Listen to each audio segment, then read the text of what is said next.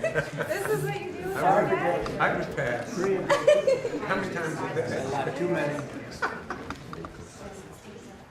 Do you get used to it? Yeah, you get used to it. You have to be careful. Every question's a hit. With you, yeah. Imagine if Travis grows up to be president of the United States of America, and you have a picture of him with President Trump when he was 2 years old. That would be historic. I got faith in him. Could You have a happen. picture By the of way, the president holding Travis. Yeah. Good guy. Are you all set?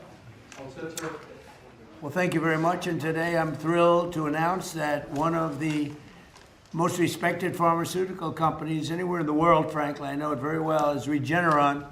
And it's agreed to offer their prescription medications at heavily discounted, most favored nation prices. In other words, their numbers will come down at levels that nobody's ever seen before. The whole most favored nation thing that we've been able to do with Bobby and Maz and everybody behind me, Marty, has been incredible. It's the biggest price reduction in drugs in history. By itself, we should win the midterms, but it doesn't work that way, unfortunately. It doesn't work that way. People forget too quickly, but we'll have it's the biggest cut in drug prices in the history of our country by many percentage points. With this announcement, 17 of the world's largest pharmaceutical companies, representing 80% of the branded drug market, have now agreed to sell their drugs to American patients at the lowest prices anywhere in the world. We're going to have the lowest prices in the world. This will result in the largest drop in prescription drug prices in the history of the United States of America. I mean, it should be front page news, but it won't be. It'll be back on page 19, but the people get it. That's why we're in the Oval Office, I guess. I want to thank Regeneron CEO, a friend of mine for a long time, good guy, great guy, CEO Len Schleifer, and Chief Scientific Officer George Yankopoulos, who are two fantastic people in the medical world, very respected. We're also joined by Secretary Robert F. Kennedy Jr., Bobby, thank you. Secretary Howard Lutnick, Administrator of the Centers for Medicare and Medicaid Services, Dr. Mehmet Oz, who's doing a fantastic job. They all are. FDA Commissioner Marty McCary and Chief Counselor of Health and Human Services, Chris Klump. Thanks, Chris. Great job you're doing, Chris, wherever you may be. Thank you, sir. No, he's there. Right behind you. For decades, Americans have been forced to pay the highest prices in the world for prescription drugs, by far. Prices that were many, many times what the rest of the world was paying, because we had a president that didn't know what they were doing, or they weren't able to get other countries to agree to it. I was able to do that because I used tariffs. I said, if you don't agree to it, we're going to put tariffs on your country. And they said, we would be honored to do it, sir, after telling everybody no, including me. But they agreed to do it. The United States is just 4% of the world's population, and consumers only 13% of all prescription drugs. Yet pharmaceutical companies have been making 75% of their profits from American customers. So think of that.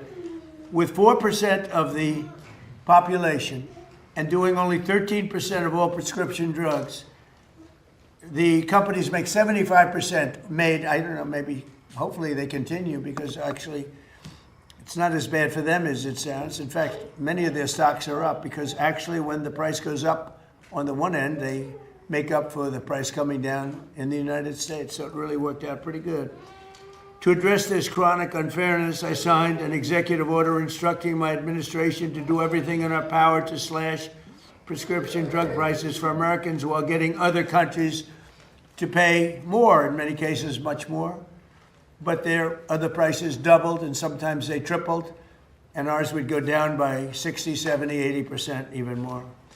Today, we're building on our unprecedented success with Regeneron, committing to offer all new drugs moving forward at most favored nations prices. They'll make their current drugs available to Medicaid and MFN.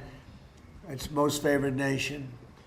Additionally, they'll also offer their current drug, Praluent, which is the lower cholesterol and fight heart disease, to all consumers at dramatically lower cost. It'll come down from $537 to $225 and be available at trumprx.com. .gov. I didn't put the name. Bobby did and Oz did. It's true, actually. Remember I came in, I said, what's this?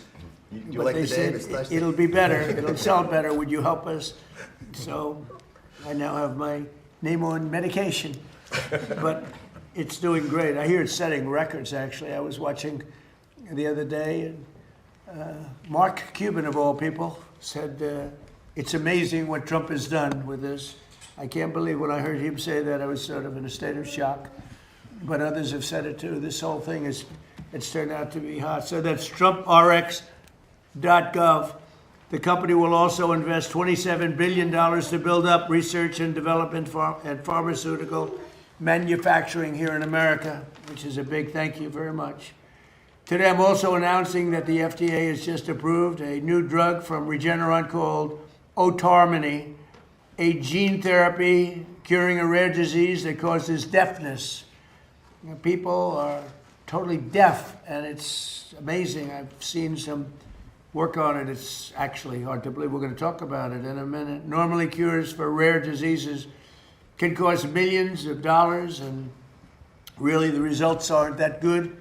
But in this case, I'm pleased to say that Regeneron will be giving this away for free for a period of time, for free. And here with us is 2-year-old Travis Smith. He was born deaf. Was he totally deaf? Oh, pretty Yeah, much, right? 100%. Wow. This is 100%. He was 100% deaf, but he took this miracle cure, and now he can hear his mom, Sierra, say, I love you. And Sierra, could you maybe say a few words? That's really incredible. It's absolutely incredible. Regeneron works miracles. Yeah, he didn't know his name. He couldn't hear me tell him how much I love him. And now with Regeneron and this amazing surgery, he can listen to music, and he loves it, and he loves to dance, and he loves instruments, and I'm so proud of him. He's been so brave through all of this. And yeah, now he can hear, and he has a bright future ahead of him, and I'm so thankful to everybody on the Regeneron team. Oh, that's incredible. I mean, even the fake news has to be impressed with this. They'll find a way to make it a bad story. He doesn't hear perfectly, but he actually does. It's about 1% off. They'll figure a way. How are you going to do it? You got to explain. No, they're genius. They are genius. I respect them a lot. But I just want to thank you, Sierra. That's incredible. You, your family. Thank you for having us. He's a beautiful person, too. That's a beautiful boy. Thank you. Hi. Thank you. His life is a happier life? Oh, yeah, he is so full of energy and love now, and he was such a So you serious see baby. such a difference. Yeah, he was such a serious baby. And he before was that, full it of was fun. he didn't. It's very tough for. Oh, for sure. He can't tell me what he wants or what he wants to eat or what he needs, and now he'll be able to do that. And Wow. It's life-changing. That's a great job they've done. I want to thank Regeneron and other companies for doing their part to bring down the cost of health care for all Americans under our Most Favored Nations agreement. We've secured gigantic discounts with price differences from 4 to 5 and even 600%. 600%. One of the most popular weight loss drugs has gone from $1,350 a month to as low as $199 a month. So that's a price that's incredible. So it used to sell in London for $87, and they raised it to $199, which is a big raise if you know, from $87 to $199. But that's been going on. Our country has been being ripped off for 30 years. How long would you say, Doug? Like 30, 40 years? Yep. For years with drugs and drug prices. So they're going up. We're going way down. And because the world is a bigger place than we are, believe it or not, it's hard to believe that, but they are, that we go down much more than they go up. So they don't go up as much as people would have thought. So they're going from, they're going to $199, and we're going down all the way down. Think of that. We're going down from $1,350 a month to $199. That's, nobody would believe it. And this is true with all. I mean, this is the weight loss drug. But this is true with all drugs. Sometimes even more of a difference than that, sometimes a little bit less, but sometimes substantially more than even that difference, and you see what that is. So we cut the per cycle cost of IVF drugs by thousands of dollars, and we reduced the price of the major COPD medication from $458 to $50. What? That must be a typo. Is that a typo? From $458 to $50. If your boy was here, he'd go, wow. He left. He got bored. I think he got a little bored. He wants to go into bigger and better things, but there's nothing bigger or better than this. They'll all be available right now at trumprx.gov. So it's, that's why it's doing well. It's not doing well for other reasons. It's doing well. Think of that. That's some discount. But we have others. And these are all top companies and top medications. And I think in the end, we're going to have every company involved. We're almost there right now, but we're going to have every company involved. So TrumpRx has already received more than 15 million visitors, and every American should log on to check for massive discounts before they go to the pharmacy. It's setting a record. Nobody's ever seen anything like this. I've actually had many companies, I shouldn't tell you this, Bobby, but there have been many companies say, so we'd like to buy from you if you could. What? TrumpRx.com. I said, it's not for sale. It's not me. It's the government. The government owns it. I don't own it. But they're all impressed. These pharmaceutical companies, they said they've never seen anything like this. So it's fantastic. Now, I'd like to ask Secretary Kennedy to say a few words, and then we'll have Dr. Oz, the team at Regeneron, and Sierra. And Sierra, I'm so happy for you. And Chris Klump has been unbelievable, a real star. You don't know his name as much as some of the others, but he's a real star of the group. So, Bobby, please. Thank you. Thank you, Mr. President. I was reminded when the President was speaking of a conversation that I had yesterday with one of the Democratic senators who was questioning me during a hearing, and she was ridiculing President Trump for his math, and she was saying it's mathematically impossible to have a drug drop by 600% cost, which he had claimed. And I said, well, if the drug was $100 and it raised the price to $600, that would be a 600% rise. Well, if it drops from 600 to 100, that's a 600% savings. And the President used that mathematical device to illustrate the magnitude of the theft that has been happening against our country and our people. As he said, we have 4.2% of the world's population. We take 13% of the pharmaceutical drugs.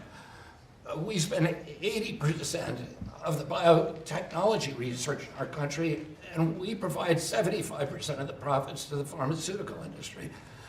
This is a ripoff that has irked him for 20 years.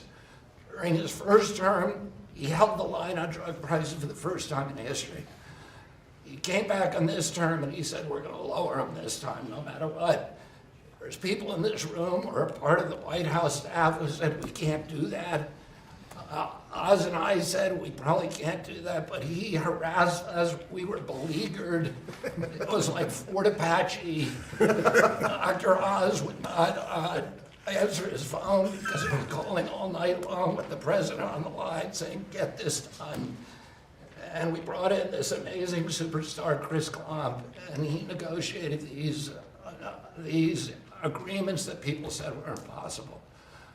I want to thank him for his leadership, Chris, and I want to thank George and Lynn, who are the co-founders of this this company of Regeneron. Their generosity, their idealism, their love of this country, and their compassion for these children who are injured. Thank you. Thank you. Amazing. It is amazing. And you're right. I took a lot of heat. I'd say 500, 600, 700. But we also say sometimes 50%, 60%, different kind of calculation.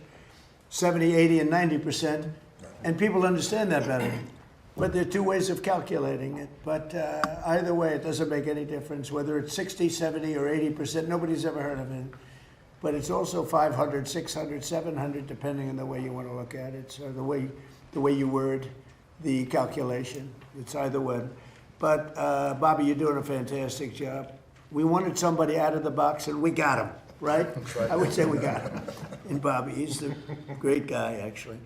So, Oz, how about saying a few words, please? So this has been an unprecedented process. The president insisted we deal with one critical number you should all remember, which is that 1 in 3 Americans, when they go to the drugstore, after they've seen a doctor, will often leave empty-handed because they cannot afford the medications they're picking up. So affordability was the main word the president would use in many of those phone calls. He wanted it to be done fairly.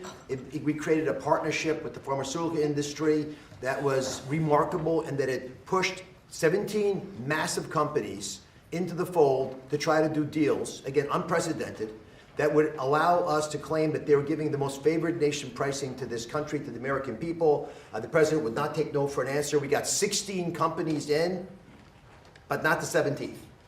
How many times do you think we spoke about the 17th company? Too much. 17. He said 17. He wanted to be 17. Whatever math you want to make, 16 is not 17.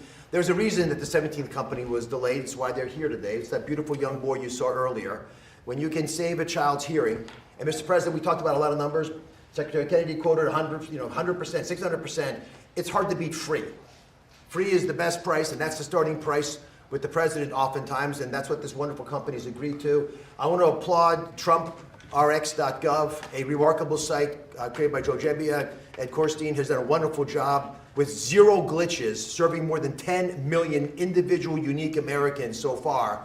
And Mr. President, it's the fastest website I've ever seen. People love it because it works well. There's all kinds of additional elements being added to it, which we'll be talking about. But this website, as the president said, must be checked if you're going to buy a medication to make sure your price is the right price. It's a transparency site that is more rigorous than anything that I have seen. And Mr. President, your name is attached to it. And of course, that brings a tremendous amount of attention to it. We wanted it to be perfect. And the team who did that has accomplished that exactly.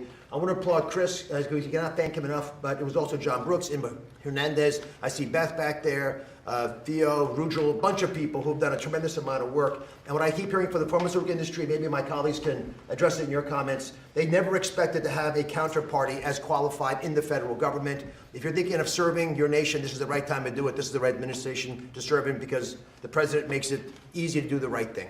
Gentlemen? Okay, thank you.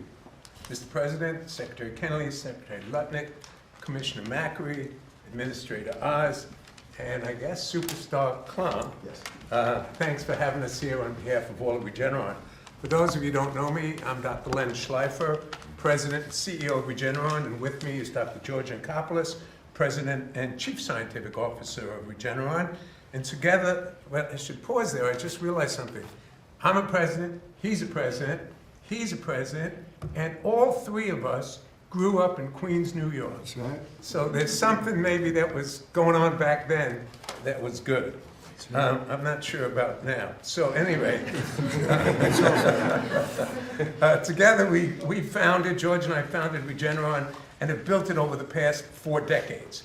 Today we are here. We were not pushed to be here. We are happy to be here because it marks an important step to lower drug prices.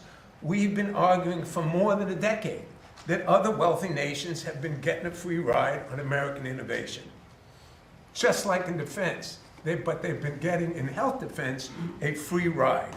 And now President Trump is putting policies in place to force these nations to pay their fair share, which will in turn lower prices for Americans. It's a good deal.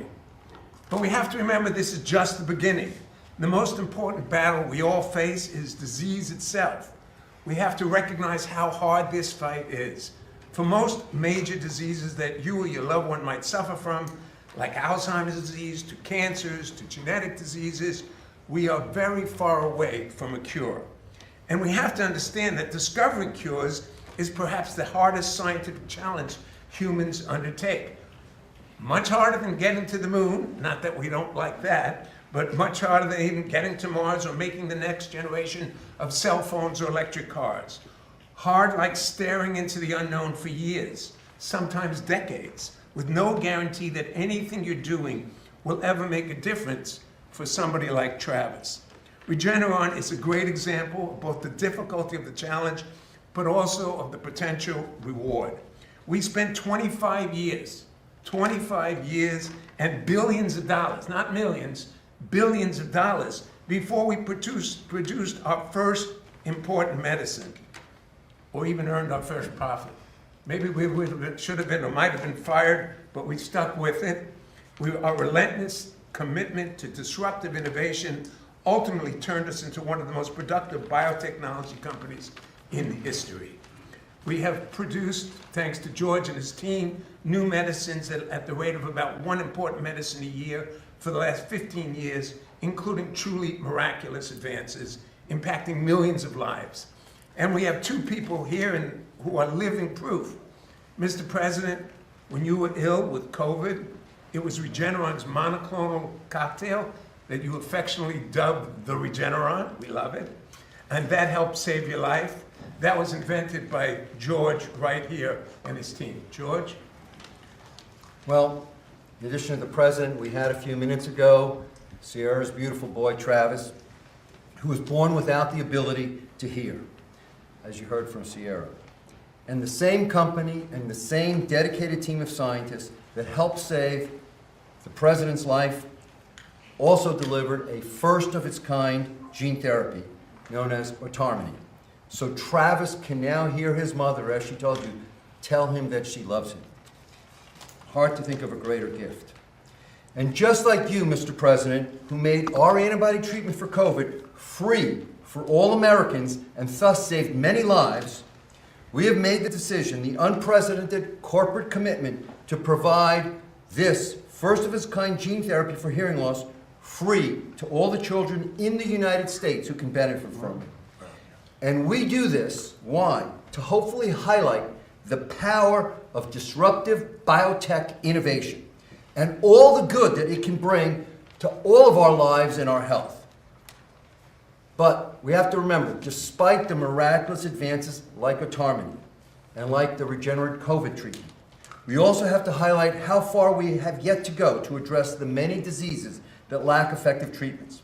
And the cures will not be coming unless we not only celebrate the advances of the biopharma industry to date, but we all work together, private sector, together with the government, to not only maintain America's position as world leaders in biotech innovation, but to actually bump up innovation and become even more disruptive.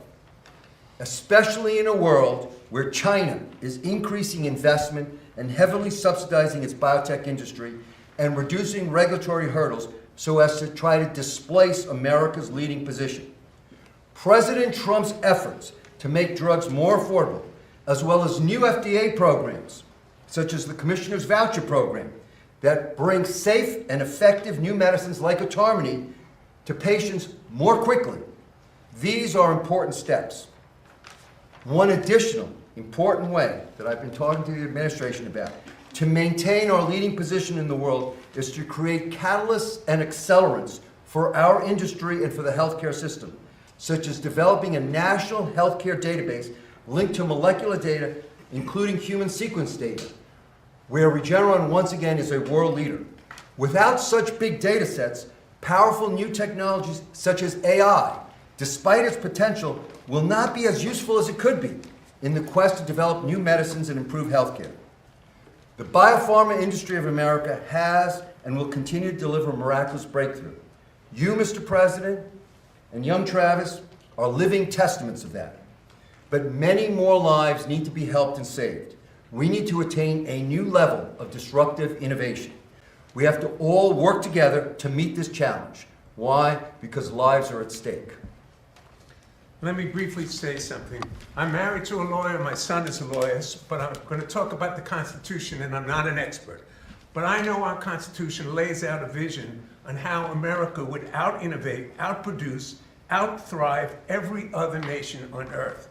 And in it, you will find a description of a system built on incentive and reward. A system that says, take the risk, do the work, and you will share in what you create. That is why they enshrine patent protection directly in the Constitution, not as an afterthought, but as a founding principle. As Abraham Lincoln said, another great president, patents add the fuel of interest to the fire of genius. We must keep that fire burning. What we did here today will do that. Little Travis can now hear for the first time, and his potential is endless. Let's make sure he grows up in a country that never stops reaching for the next miracle. Thank you, Mr. President. Thank you, Lynn. It's great to be with you again. Chris, could you say a few words, please? Thanks, Mr. President. It's not lost on me that this year is America 250, and it's powerful, I think, to pause and remember that 250 years ago, a revolutionary free republic was born, and with it, the greatest innovation engine in the history of humanity. And we stand here today, 250 years later, getting to witness yet another groundbreaking innovation that doesn't just treat, but cures deafness in children. And because of this president and his policies around most favored nation, will enable families who are struggling and suffering with this affliction to have access to that groundbreaking therapy for free. Now, as the president mentioned, we've negotiated the 17th of 17 agreements. This represents 86% of the branded pharmaceutical drug market in the United States. But anyone who knows us knows that we're not done. That's a milestone, it's not the finish line.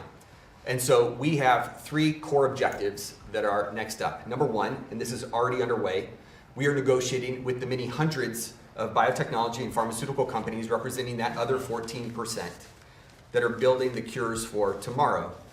To all those who are listening, I hope that we have proven that we are credible and reliable and trustworthy partners. We want to sit with you, we will listen to you, we will take the time to understand your businesses, not only as we negotiate on behalf of every American family for affordability, but also to ensure that you're best positioned to create the cures for tomorrow. Second, we continue our work on negotiating international trade agreements.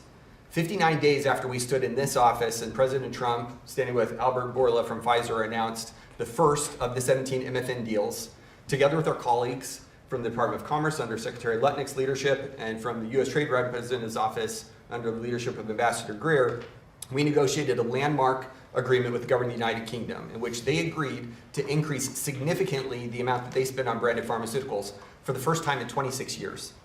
That work continues with other countries. And third, we will continue our work with our partners in Congress to codify the principles that underpin these most favored nation deals so that these savings for American families and this innovation that is unleashed at the same time persists for decades to come. So that the 1 in 3 or 4 families that Dr. Oz mentioned, standing at a pharmaceutical counter or pharmacy counter right now, wrestling with the decision that no family should have to make of whether or not they can pick up their prescription because they can't afford it will no longer be the case. And at the same time, we know that there are roughly 20,000 known diseases in the world, and we have a treatment or a cure for fewer than a quarter of those. And so this president and his policies is not only safeguarding affordability for American families, but is ensuring that we continue to bet on American exceptionalism.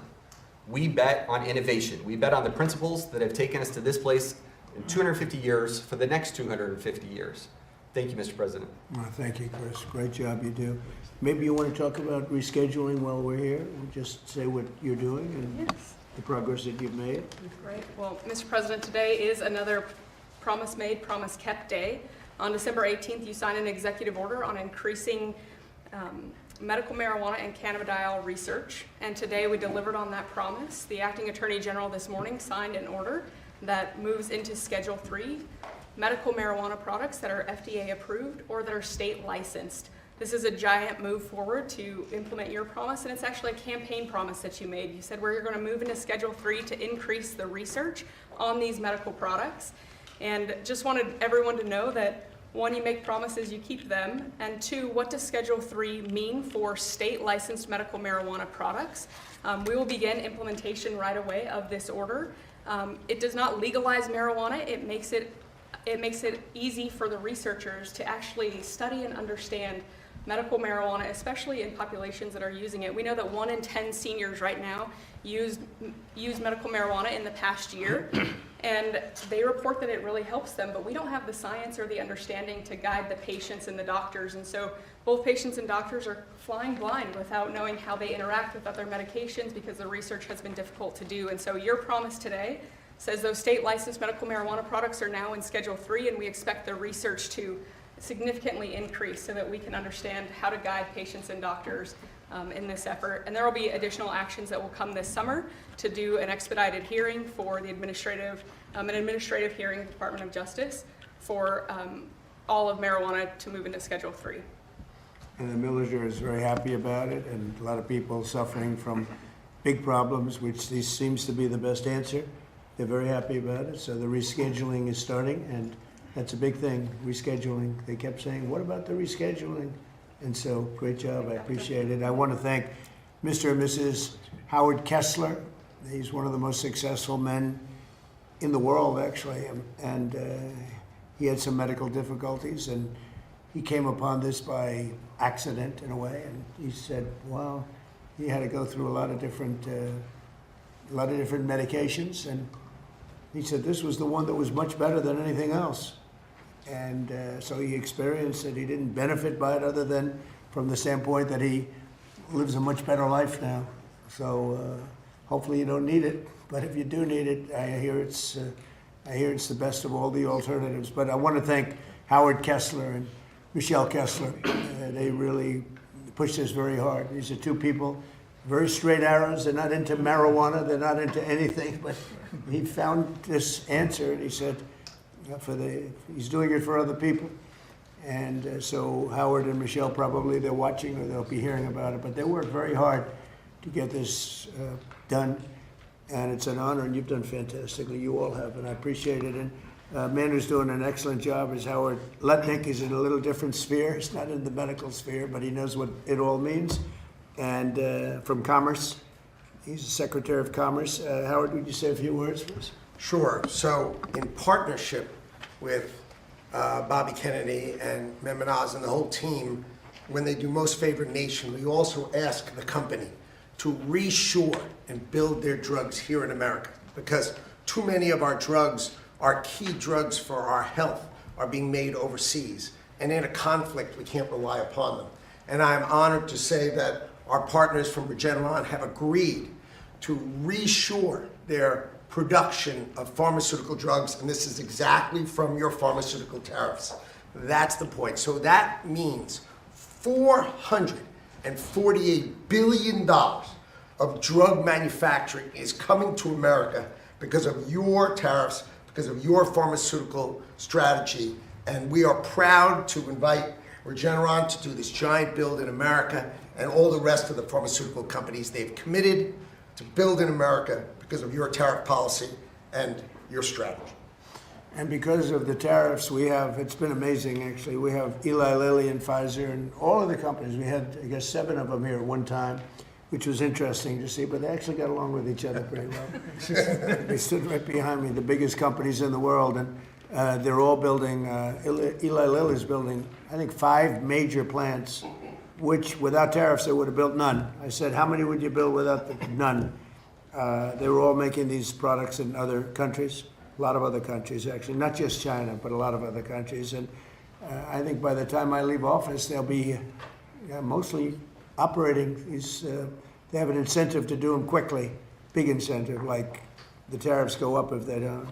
And remember, if they do them here, they don't have any tariffs to pay.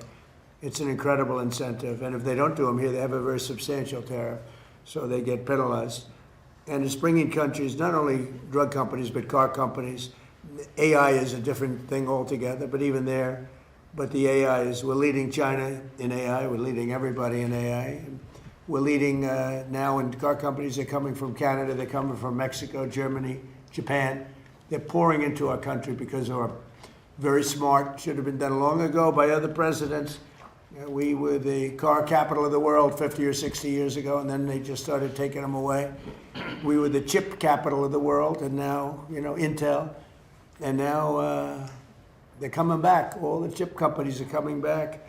You may say a word about that, Howard, real fast, because what we're doing with chips are incredible. And all we're doing is saying at the end of a year and a half, 2 years, if you don't have your chip company, you're going to pay a tremendous tariff to put chips into this country. And they are building, I think we'll have close to 50% of the chip market very soon. Right now we had nothing. We had virtually nothing. And they're coming in from Taiwan. They're coming in mostly from Taiwan because that's where chips are made, but mostly from South Korea, Taiwan, various other countries, but they're coming back to America. We're bringing them all back. It's a revolution. Nobody's ever seen what we've done. There's never been anything like what we've done. We have $18 trillion being invested. That's for 11 months.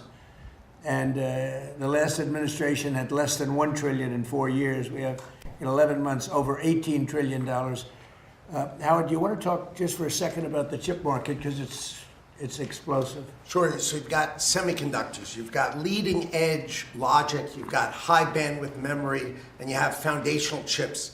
And America had a couple of points, 3 or 4% market share, and we are, of course, the biggest demand. And the president gave the order, let's get these factories, these fabs built in America. And our expectation is we will have $1 trillion of these fabs. These are factories. This is not the hyperscalers buying chips. This is literally the making of the chips, right? We had Micron, $200 billion, TSMC, $165 billion. The list goes on and on. He negotiated a great deal with Taiwan, $500 billion coming to America. We'll have $1 trillion of semiconductors. That's part of his $18 trillion, but it's foundational for us to take care of ourselves. Thank you very much. Now, I'll go off subject for a minute, but I think it's very interesting, and I hope you go over and take a look because it's happening right now as we speak.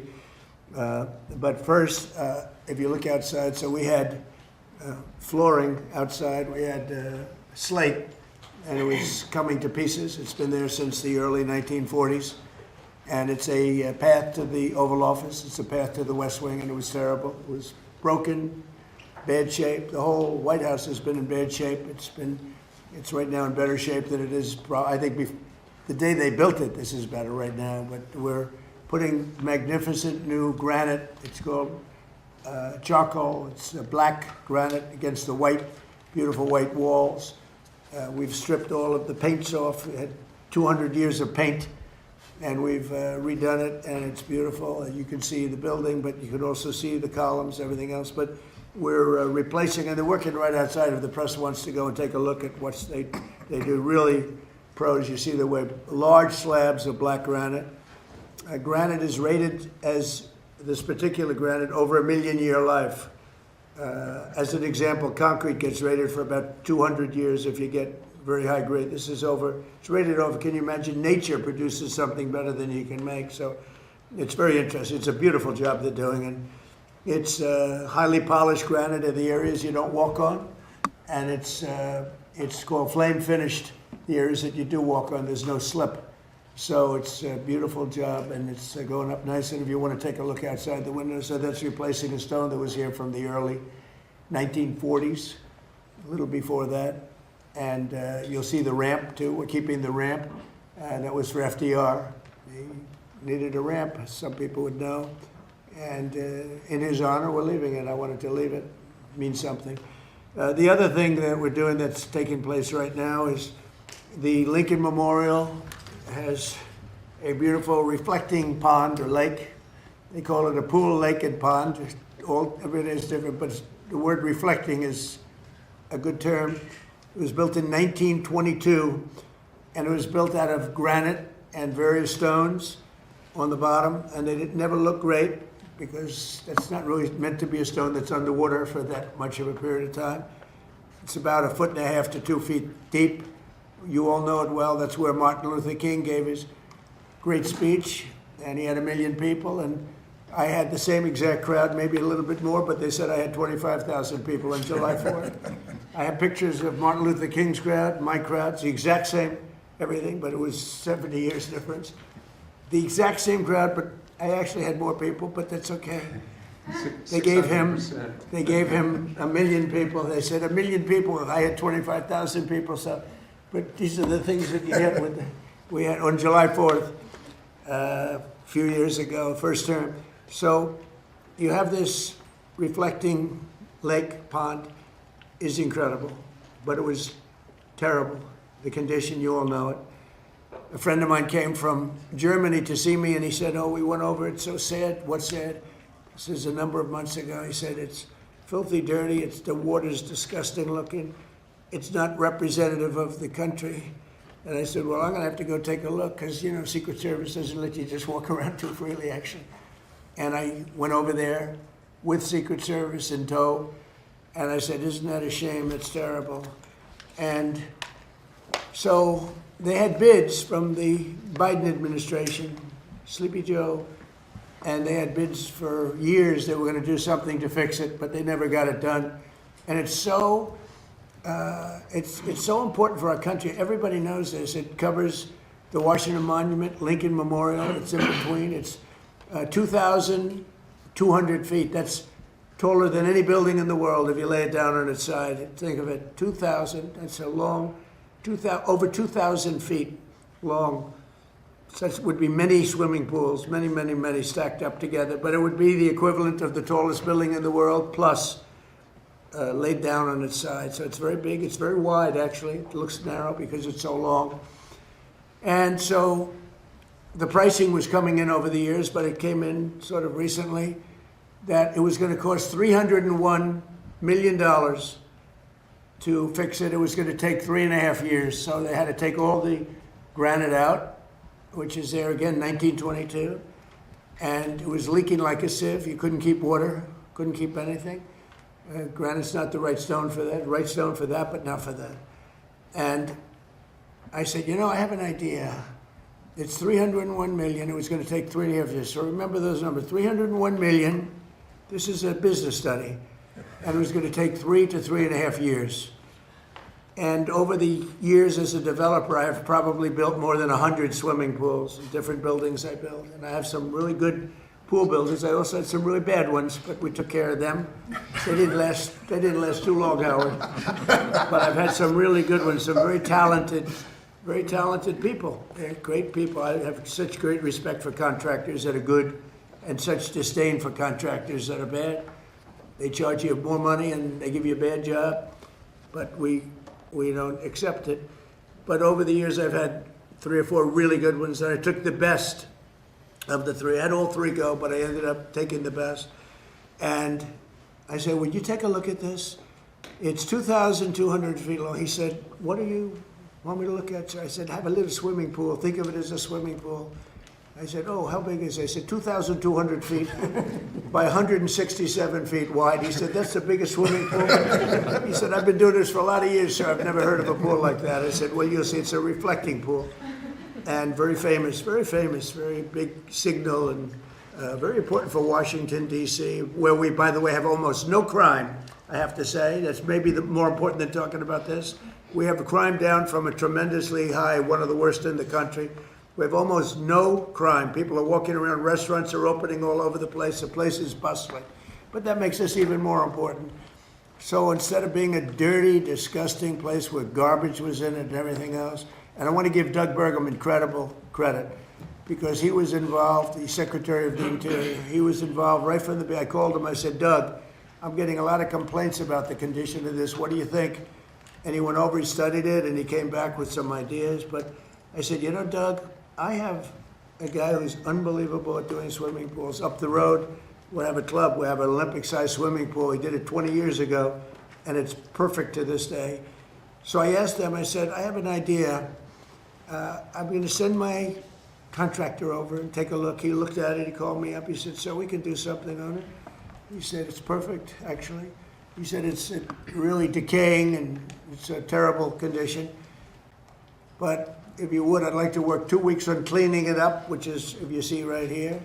I'd like to repoint and fix some of the joints. It won't matter because we're putting a substance over the top, but it's nice to have a nice surface. And he said, it'd take me 2 weeks. And if you don't mind, then I'd like to pour the latest and greatest filament or material, which is essentially a pool surface, but it's industrial grade pool. And he said, what color would you like, sir? I said, well, what about turquoise, like in the Bahamas? He said, well, this is Washington, sir. We can give you turquoise, but why don't you try, like, we have a color. It's called American flag blue. I said, that's the color I like. He talked me into it very easily. So he said, that's the color I like. So he came in, and remember, 3.5 years. You have to take all the granite out. Then you have to put all brand new granite in. Take years to do it. Over 300 million. Our job will take 1 week and will cost about $1.5 million.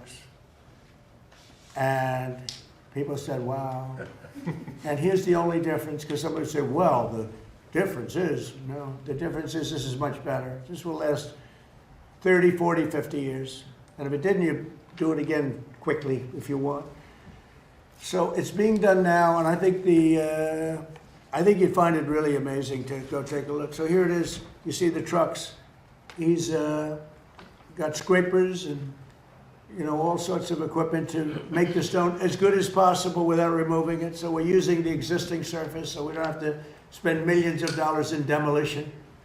And he said, much better to leave the stone than it is what's underneath. They're afraid to look. And so you see it's beautiful, clean, it's ready to be taken care of. Here's a sign that we put. And so Doug Burgum and myself are involved in that. But when you take a look at the surface, we have it in good shape. And they just started today putting down the material. It's a machine. It lays it very evenly, beautiful. It goes from one side to the other. It'll take about 3 days. And you're going to end up with a beautiful, beautiful reflecting pool, the way it's supposed to be. Much better than it ever was, actually. It'll stay clean. We even have robots that go in it, and they ride around the bottom, and they clean it like a swimming pool. But these are a much higher level. This is industrial grade, and it's really beautiful. So you're going to have a beautiful pool, and you'll have it for July 4th, long before July 4th. Instead of taking 3.5 years, we're taking a week. And instead of spending $301 million, we're spending less than $2 million. And I think it's a great business story, because there are many things like that that I see. I mean, not maybe to that extent, but there are many things like that I see. I often talk about the pen. This pen's better than the one that they used to give away for $2,000. I won't go on a long story about that, because a couple of people said, he kept talking about the pen. No, I gave you the whole history of it. Actually, many people found it interesting, and some people thought I was doing too much of a weave. But actually, it was a good story. But this pen, for $3, $5, $2, whatever the hell it costs, is better than the one for $1,000 to $2,000 that you used to hand away. So that's the short version of it. I like the short version better. But the long version is this one. So this is an amazing thing that's happening, and this is a big, big beautification. In addition to that, the sidewalk areas around it, which were done in granite, similar granite to that, actually not as nice as we have here, to be honest with you, but you know, the people that did it weren't in the world of real estate like I am. But they have good granite, circling it, and we're going to repoint it, meaning we're going to caulk it up and repoint it, make it good. And we're going to also sandblast it. It'll be like brand new. So we're going to have, in another couple of weeks, we're going to have the most beautiful reflecting pool between the Washington Monument and the Lincoln Memorial that you've ever seen. And I hope the media can go over and maybe watch them do it, because I think it's very exciting. And so a fraction of the cost and a fraction of the time, and you get a better product than you could ever get the other way, and it'll be beautiful. And as he said, it will be American flag blue. Any questions, please? Yes, sir. Could you talk a little bit about why your Navy Secretary was fired yesterday, sir? He's a wonderful guy. I just put out a statement about him. He's a very good man. I really liked him, but he had some conflict with, not necessarily Pete, with some other, he's a hard charger, and he had some conflicts with some other people, mostly as to building and buying new ships. I'm very aggressive in the new shipbuilding, and somehow he just didn't get along with them. He's an excellent guy. I think he would have gotten along great with me. I didn't really deal with him too much, but he's I consider him to have done a very good job. I put out a nice statement about him. You got to get along, especially in the military. You got to get along, you know. And some people liked him, some people didn't, and that's usually the truth about everything. But I found him to be a very good man, and I liked him a lot. On the war with Iran, how long are you willing to wait until you get a unified response? Don't rush me, Jeff. Guys like you want to say, oh. So we were in Vietnam like for 18 years. We were in Iraq for many, many years.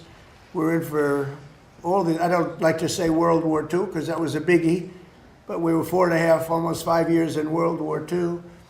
We were in the Korean War for 7 years.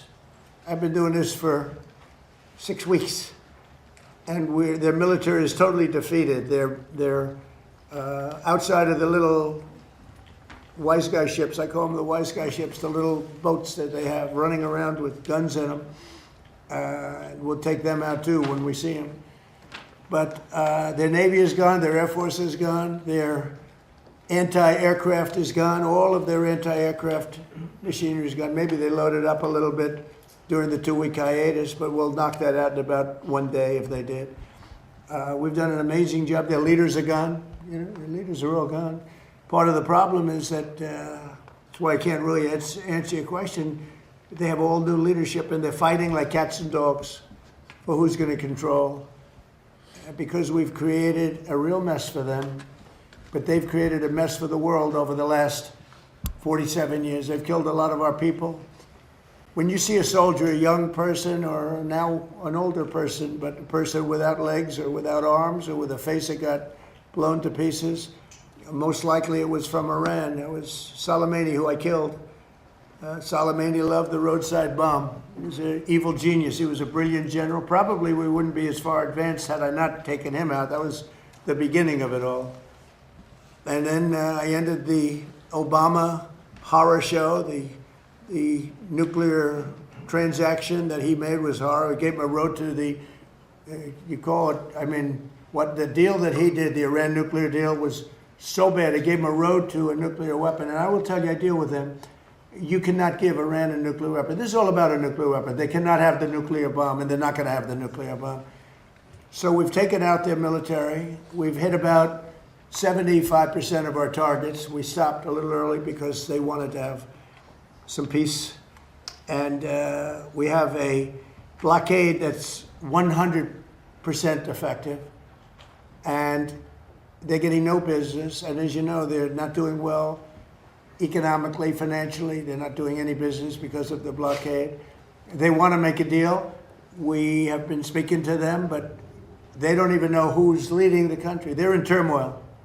They're in turmoil. So we thought we'd give them a little chance to get some of their turmoil resolved. But, you know, and I hope the fake news, people like you, I hope the fake news are going to be able to write about it accurately, because when you say, oh, they're fighting very well, they're not fighting well. They've been obliterated, Jeff, obliterated.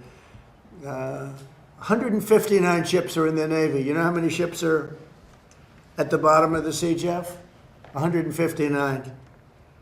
So, you know, and if you read the New York Times, the failing New York Times, subscriptions are way down, as you know.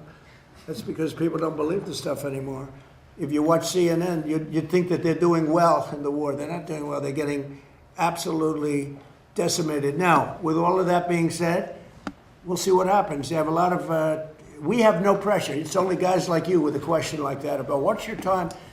We've been doing it for 5.5 weeks. But sir, Is your administration, Mr. President, 8 weeks that the U.S. now has been involved with Iran. You had initially said it would be 4 to 6 Well, weeks. I and it hope would that, be but I over. also took a little break. I gave them a break. And remember this, I want to make the best deal.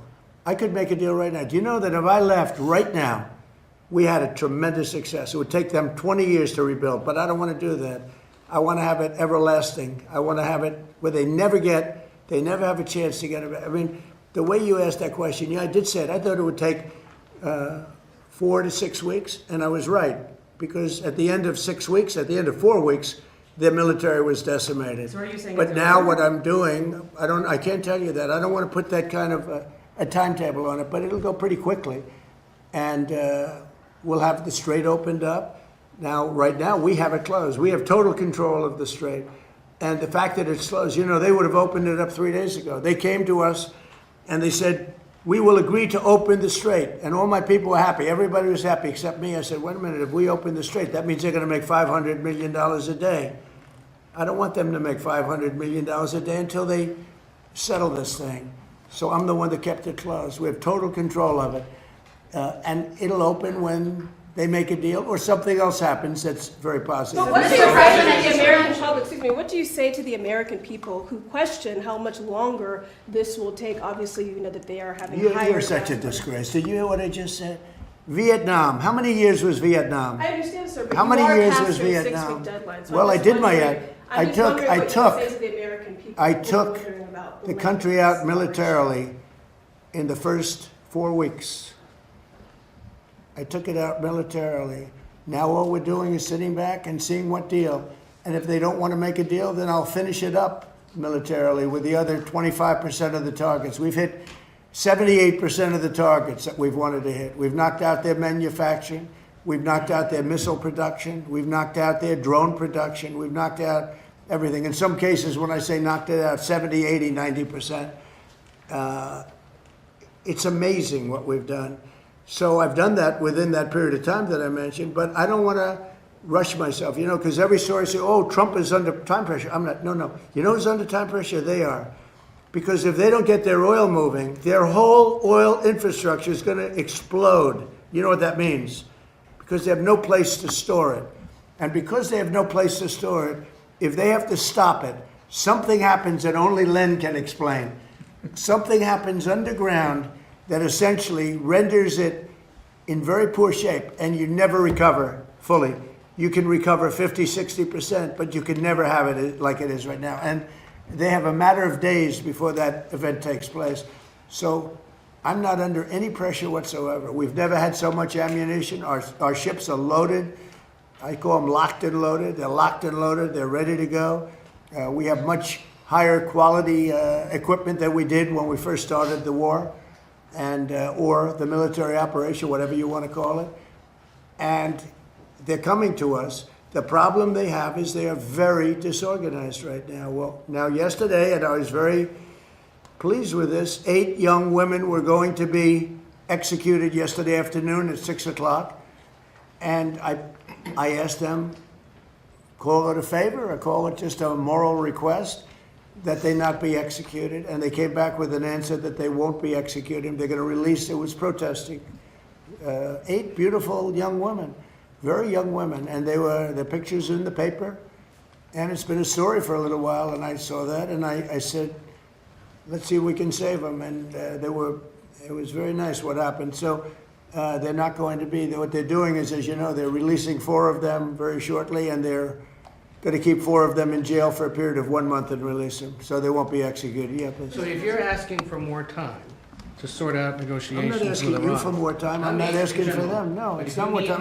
more I'm not asking anybody for more time. if you need more time, does that mean Americans should anticipate spending more on gasoline for the foreseeable future? For a little while. And you know what they Well, get how for long? that? You know what they get for that?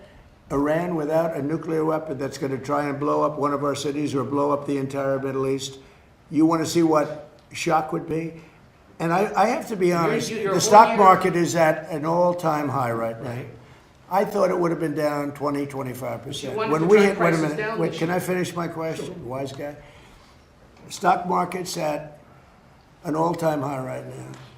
I projected, and I'm pretty good at this, that the stock market, Howard, would drop maybe 20%, 25%. And I understood that. And I said, hey, it's a bad thing, but I have to do what's right for the country, even the world. Because you can't have them, you cannot let them have a nuclear weapon. So the stock market, unlike what a lot of people were predicting, I thought they weren't necessarily wrong. And the stock market today hit an all-time high. Hit an all-time high yesterday, the day before, and it's staying there. I thought oil would go up to maybe $200 a barrel, and oil is at a different number than anyone thought. In fact, this country is much lower because we have all the oil we can use. We're actually, ships are coming from all over the world to Texas, Louisiana, and Alaska. They're coming from all over the world to get oil from the United States, while this is closed, the Hormuz Strait. So if you look at what I said, I guess it was right, because I said I'd have it 4 to 6 weeks, and in 4 weeks we have totally defeated their military. But you began So this right year- now, I don't want to rush it because you guys are, trying to make us look as bad as possible. I don't want to rush it. I want to take my time. We have plenty of time, and I want to get a great deal. I want to get a deal where our nation and the world is safe from lunatics with nuclear weapons. Yes. Sir, and if it does go to 200, are you okay with that, sir? If oil goes to 200? I think that there's nothing worse than a nuclear weapon that takes out one of your cities or 2 of your cities or 3. I think there's nothing worse than a nuclear weapon that's going to destroy the Middle East, including Israel. I think there's nothing worse than Europe being under attack by people that have missiles now that reach Europe. As you know, they don't reach us, but they reach Europe. But they will reach us at some time, probably the not too distant future, unless we stop them now. I think there would be nothing worse than having nuclear holocaust in Europe, London, Paris, various places in Germany, all targeted. No, what I say is you can't let them have I don't think it will happen, by the way. I really think we actually, it turns out that we are drill, baby, drill.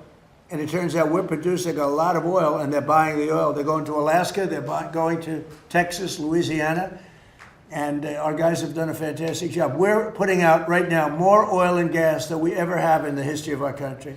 And one other thing, there are more people employed today in the United States than ever in the history of our country.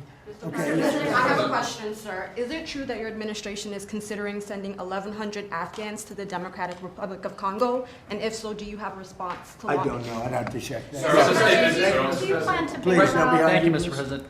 Breitbart News' Matt Boyle just published an interview with Greek Prime Minister Mitsotakis, in which the Prime Minister said that he's rooting for you to succeed in getting a deal with Iran. And he also said he looks forward to hosting you in Greece later this year. Do you have any response? No, it's really nice. I mean, Greece has been very supportive, actually. Greece has been terrific. He's a terrific guy because he understands the importance of it. You know, oil goes up a little bit. I hate it. You know, I was the one that had it down to $60 a barrel. And I looked at guys like Howard Lutnick. Howard, you remember it well. I said, well, we just hit an all-time high in the history of the market. Think of this.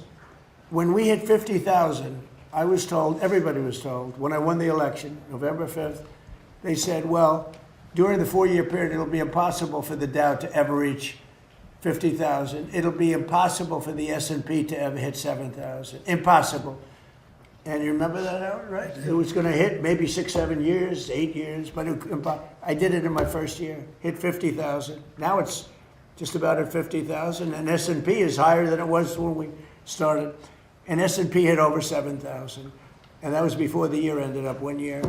So I can only tell you this, it'll end. I don't think it'll be very long, by the way. They're delaying it because we don't know who to deal with. They are in, you know, they know who the leader is in this country. We don't know who the leader is in Iran. Because remember, regime change. Khomeini is gone. He's gone to greener pastures. He's gone, and all of his team is gone. Then a second group came in, they're all gone. And now you have the third group, and they're a little concerned about being gone too. Sir, would you use a nuclear weapon against Iran? You posted on Truth Social a few weeks ago. We don't need it. Why do I need it? Why would a stupid question like that be asked? Why would I use a nuclear weapon when we've totally, in a very conventional way, decimated them without it? No, I wouldn't use it. A nuclear weapon should never be allowed to be used by anybody. So do you plan to Iranians given a timeline of when they could give you a proposal? Which we're all very much looking forward to. Prince Harry today has said that he would like to see you do more to end the war in Ukraine. Do you think it's appropriate for a royal to make those comments ahead of the visit on Monday? Prince Harry? Yes, sir. How's he doing? How's his wife? Please give her my regards, okay? No, I don't know. I know one thing. Prince Harry is not speaking for the UK. That's for sure. I think I'm speaking for the UK more than Prince Harry, but I appreciate his advice very much. Would you have great invited him advice. to the dinner and to the state visit? Well, I look forward to the dinner. We're having King Charles come. He's a friend of mine. We're really looking forward to it. We've spoken, and we're going to have a great time. I tell you, if I had that ballroom built, it would be filled. I wish we had more seats. You know, they've wanted a new ballroom for 150 years. Now they're getting the best in the world. We're going to have the best in the world.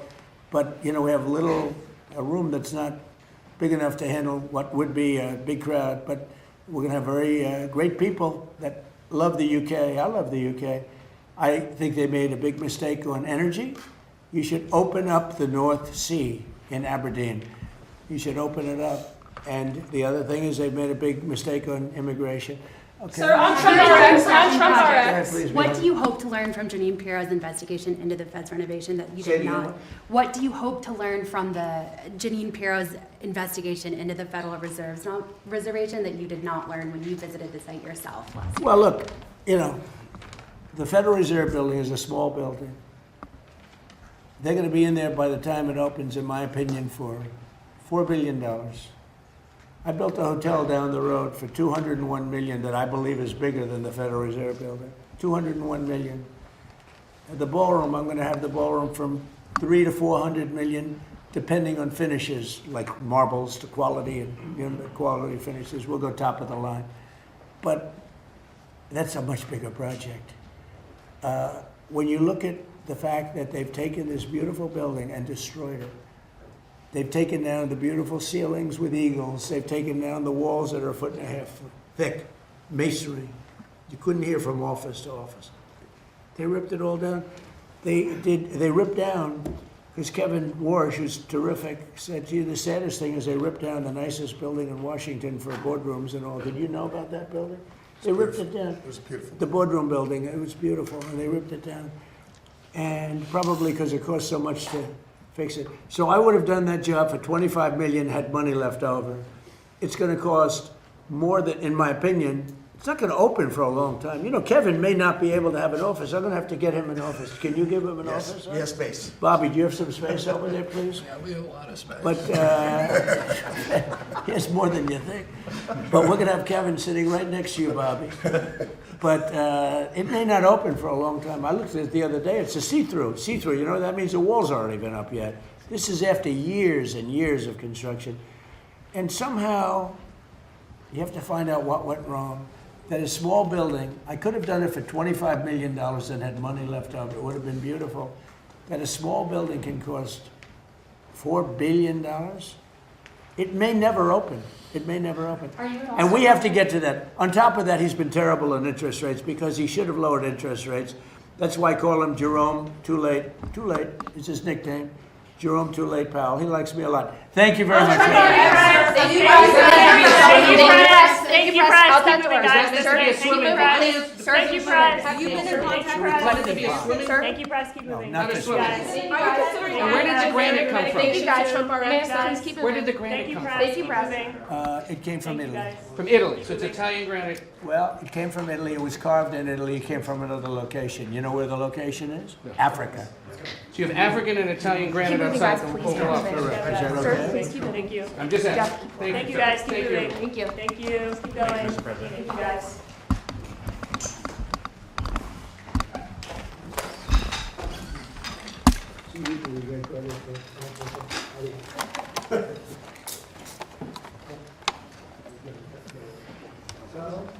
I can do that every day. Every question is a kid. See the last question?